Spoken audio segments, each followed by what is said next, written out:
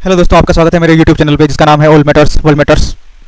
और आज हम जो टॉपिक डिस्कस कर रहे हैं उसका नाम है अखंड भारत।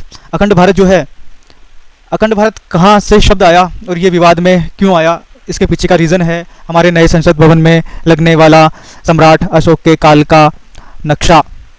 ये जो नक्शा है ये अफ़गानिस्तान से लेके पाकिस्तान, बांग्लादेश, नेपाल और तिब्बत के कुछ हिस्से को भी शामिल किया है इन्होंने।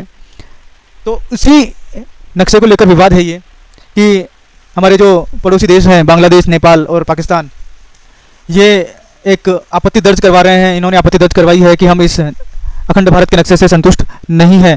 तो मैं इन तीनों देशों को समझाना चाहूँगा कि अखंड भारत है क्या और अखंड भारत था क्या। तो अखंड भारत जो सम्राट अशोक के काल में था, जहाँ जहाँ सम्राट अशोक ने विजय प्राप्त की वो जो क्षेत्र है वो अखंड भारत है। तो वो पूर्ण अखंड भारत नहीं है। वो सिर्फ सम्राट अशोक की विजय को दर्शाया गया है, ना कि अखंड भारत को।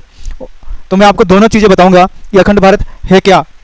तो हम पहले सम्राट अशोक के काल वाले भारत को लेते हैं। तो इसमें अफगानिस्तान का हिस्सा शामिल है और अभी का जो पाकिस्तान है, बांग्लादेश है, नेपाल है और तिब्बत का कुछ क्षेत्र है वो शामिल है। वो है अशोक के काल का, सम्राट अशोक के काल का। और नीचे जो दर्शाया गया जो हिस्सा है वो दक्षिण भारत के हिस्से हैं इनको दर्शाया गया है, जिसमें चोल, चेर और पांडे जो थे उनका शासन था दक्षिण के अंदर। उनको इस मैप में दर्शाया नहीं गया है, ठीक है।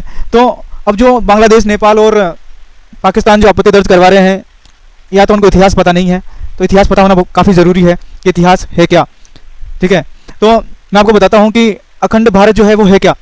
अखंड भारत जो है वो अफगानिस्तान से लेके जो आज का म्यांमार है, जो जिसको हम पहले बर्मा कहा करते थे, जिसका आज नया नाम म्यांमार है, सुमात्रा, जावा, बाली, वियतनाम, कंबोडिया, लाओस, इंडोनेशिया तक हमारा भारत जो था वो फैला हुआ था। और हमारे जो राजा महाराजाओं का जो शासन था वो इन पूर्व के देशों तक फैला हुआ था। हमारे जो प्राचीन मंदिर हैं वो इन पूर्व के देशों तक फैले हुए हैं। प्राचीन मंदिर हैं, प्राचीन किले हैं, प्राचीन गढ़ हैं। ये उन क्षेत्रों में अभी भी इनके पूरे अस्तित्व मौजूद हैं। अगर आप विश्व का सबसे बड़ा विष्णु मंदिर देखोगे, अंगकोर वाट का मंदिर, वो भी इन्हीं देशों में है। तो अगर हमने तो अभी नए संसद भवन में सिर्फ अशोक के काल का अखंड भारत था उस नक्शे को शामिल किया है। बाई चांस अगर गलती से हमारी सरकार ने पूर्ण अखंड भारत के नक्शे को शामिल कर लिया होता तो ये इस विवाद के अंदर वो जो देश हैं वो दूसरे देश भी शामिल हो जाते हैं।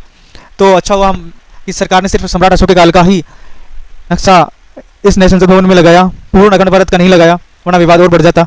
तो मैं कोशिश करूँगा कि पाकिस्तान, बांग्लादेश और नेपाल को इस समझ में आया होगा कि ये जो अखंड भारत है वो सिर्फ सम्राट अशोक के काल का लिया गया है, ना कि पहले वाले राजाओं के काल का लिया गया है। अगर पहले वाले राजाओं की बात करें तो हम बात करेंगे राजा प्रथम, जो चोल राजा थे, राजेंद्र प्रथम जो चोल राजा थे जो दक्षिण में थे, चेर राजा, पांडे राजा। अगर हम इनकी बात करें तो इनकी नौसेना इतनी मजबूत थी कि ये पूर्व के जो देश थे उनको इन्होंने पराजित किया और वहाँ पे शासन किया। और यही है अखंड भारत।